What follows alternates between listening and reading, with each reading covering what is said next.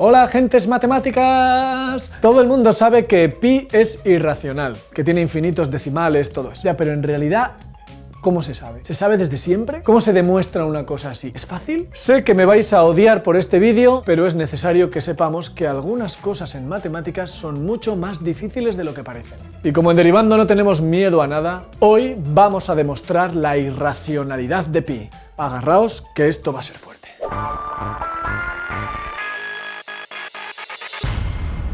Este vídeo está patrocinado por la Universitat Politécnica de Valencia, la UPV. El número pi es la razón entre la longitud de una circunferencia y su diámetro, o entre el área de un círculo y el cuadrado de su radio. Que ese número es constante para cualquier circunferencia y círculo sin importar su tamaño, y que ambas constantes son la misma, se sabe al menos desde los tiempos de Arquímedes, que además nos ofreció un hermoso algoritmo para calcular su valor. Los números irracionales también se conocen desde la antigüedad. Por ejemplo, los pitagóricos ya sabían que la raíz cuadrada de 2 es irracional, pero el primero que demostró que pi es irracional fue Lambert, que lo hizo en 1761, casi 2000 años después de Arquímedes. Su demostración no es sencilla y desde luego fue un logro. Demostrar la irracionalidad de un número no es cosa fácil. Desde entonces ha habido varias demostraciones de que pi es irracional. Versiones modificadas más o menos de la de Lambert u otras basadas en otras ideas. Y la más corta, por el momento, se la debemos a Niven, de 1947. Es la que os voy a contar, esta última, en la versión que aparece en el libro Recorridos por la teoría de números, de Juan Luis Barona, que además de ser un matemático estupendo, casualmente trabaja en un despacho al lado del mío. Vamos a ir a la pizarra y a meternos en la demostración más gorda que de momento hemos hecho en Derivando. Si tenéis que parar a coger aliento en algún momento, no pasa nada. A por ello. Bueno, pues vamos a empezar la demostración. Lo primero que vamos a hacer es usar un resultado previo, una cosa que los matemáticos llamamos un lema. Este lema no lo voy a demostrar, lo voy a dejar aparte para cuando tengamos que usarlo en la demostración y será un resultado que usaremos en un momento en la demostración. Se queda sin demostrar para no distraer demasiado. Entonces, lema. Sea f de x, son los ingredientes, un polinomio con coeficientes enteros. Luego, sea n perteneciente a n. O sea, esto es un entero positivo, un número natural. Y sea c un entero cualquiera. Y además vamos a considerar la función f gorro de x a la función x menos c elevado a n. Aquí están c y n por f de x. Esos son nuestros ingredientes del lema. Bueno, pues con estas condiciones que hemos dicho, para esa f, para esa n y para esa c, las derivadas de la función f gorro de x siempre cumplen lo siguiente. La derivada jésima de f gorro en c es igual a 0 si j es menor que n. Y la derivada jésima de f gorro de c es un múltiplo de j factorial si j es mayor o igual que n. Este es el lema, el resultado previo que nos guardamos para después. Lo dejamos reposar y vamos a la demostración. Bueno, la forma como vamos a hacer la demostración es por reducción al absurdo. Es una forma de demostrar muy usual en matemáticas.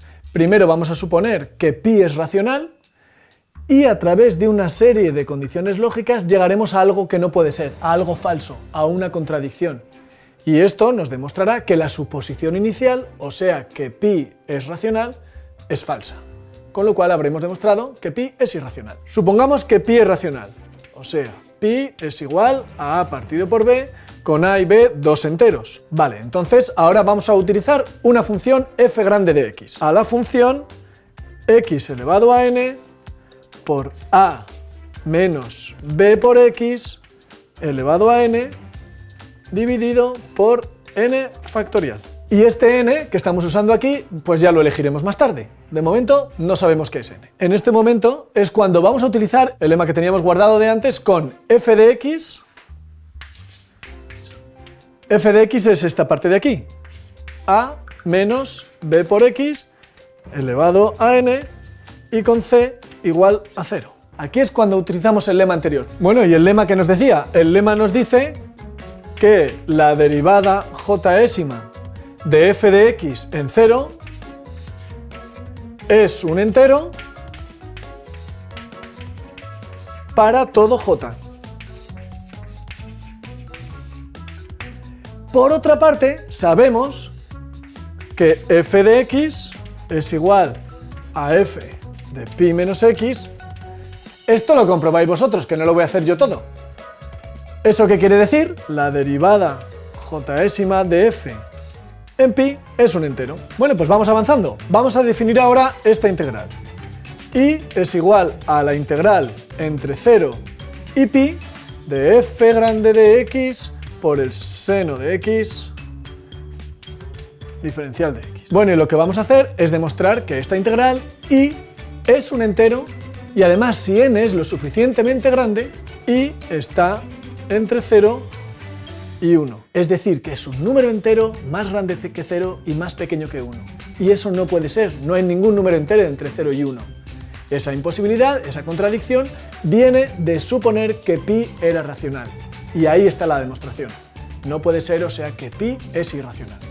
Vamos con eso. No va a ser fácil, pero las matemáticas no son para cobardes. Bueno, sí, también, pero queda épico decir eso. Definimos la función g grande de x, que va a ser igual a f de x menos f segunda de x más f cuarta de x menos lo que sea, más f 2n, la derivada 2n de x. Es decir, las derivadas pares de x sumando una, restando otra, sumando una, restando otra. Eso va a ser g.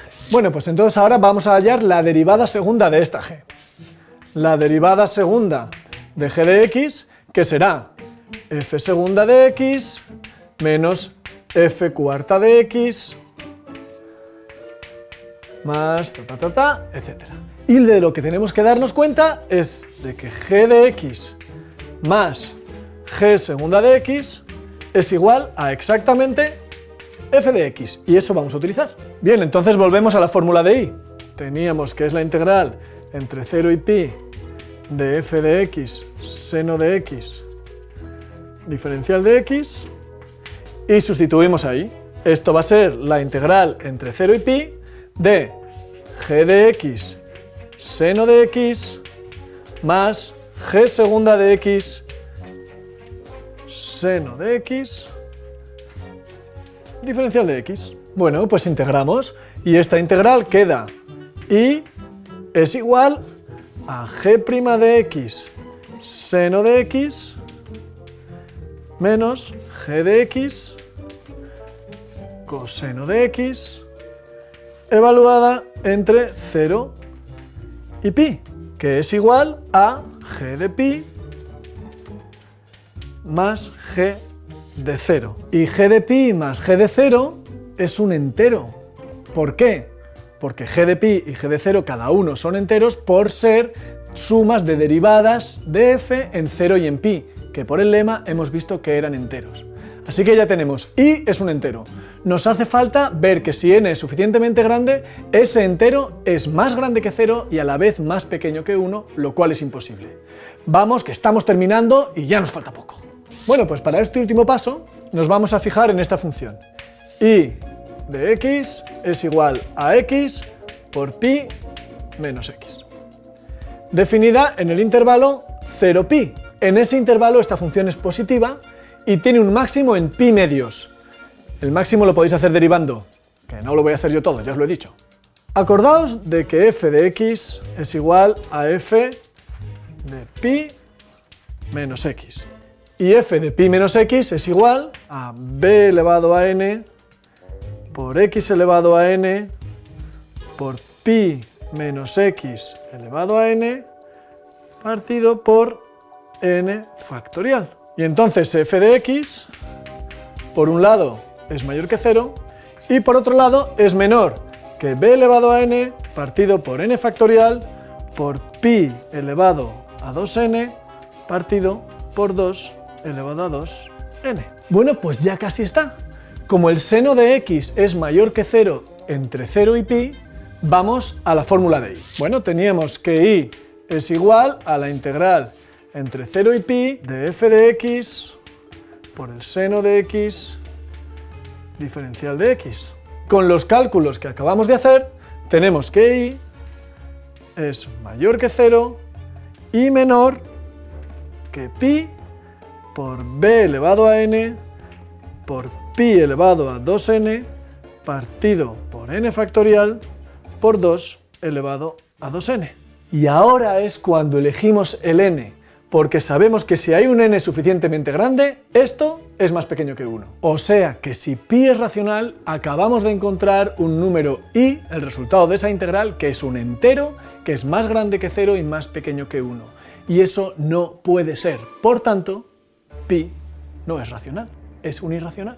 Bueno, si habéis llegado hasta aquí, acabáis de ser testigos de la demostración de un hecho matemático importante. Y lo que es más, habéis visto que las mates tienen cosas bastante complicadas que algunos genios han ido aclarando a lo largo de la historia. Si ha habido alguna errata, espero que no, que sepáis que es culpa mía, no de Varona, ni de Niven, ni de Lambert. El resultado es totalmente cierto, aunque la demostración sea un pelín liosa. Y os puedo asegurar que hay muchas demostraciones más difíciles que esta y que molan tanto o más. ¡Vivan las matemáticas y viva Pi!